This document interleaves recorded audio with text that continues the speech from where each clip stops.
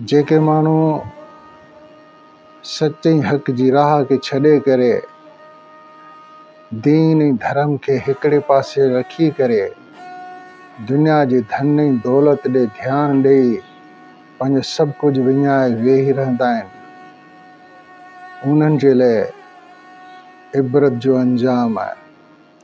अहिड़े पस मंज़र खे ज़हन में रखंदे ही कलाम तरतीब ॾिनो आहे जेको मां तव्हांखे ॿुधायां थो।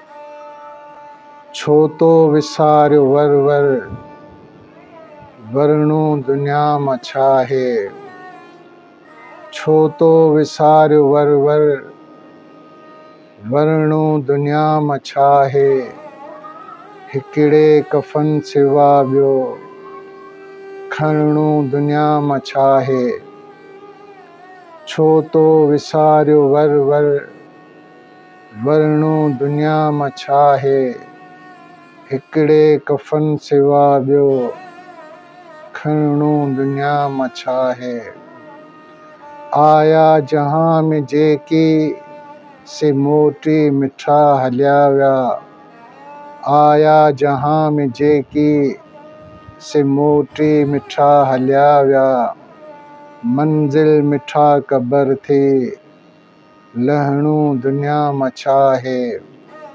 हिकिड़े कफ़न सिवा ॿियो खणणो दुनिया मां छा आहे।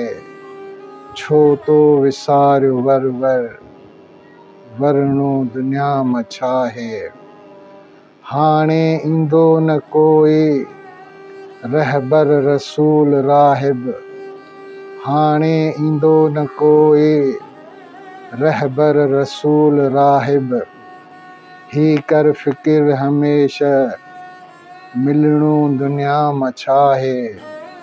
हिकिड़े कफ़न सिवा ॿियो खणणो दुनिया मां छा आहे।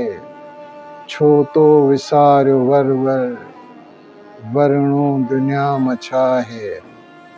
जिन जे करे ही दुनिया अर्शे अज़ाम भी क़ाइम। जिन जे करे ही दुनिया अर्शे अज़ाम भी क़ाइम। महबूब मुस्तफ़ा से ॾिसणो दुनिया मां छा आहे। हिकिड़े कफ़न सिवा ॿियो खणणो दुनिया मां छा आहे। छो तो विसारियो वर वर वरणो दुनिया मां छा आहे। मालिक क़बूल मुंहिंजी शल आजिज़ी ही साग़िर। मालिक क़बूल मुंहिंजी शल आजिज़ी ही साग़िर। सदके वफ़ात सिर ही सिखणो दुनिया मां छा आहे। हिकिड़े कफ़न सिवा ॿियो खणणो दुनिया मां छा आहे। छो तो विसारियो वर वर वरणो दुनिया मां छा आहे।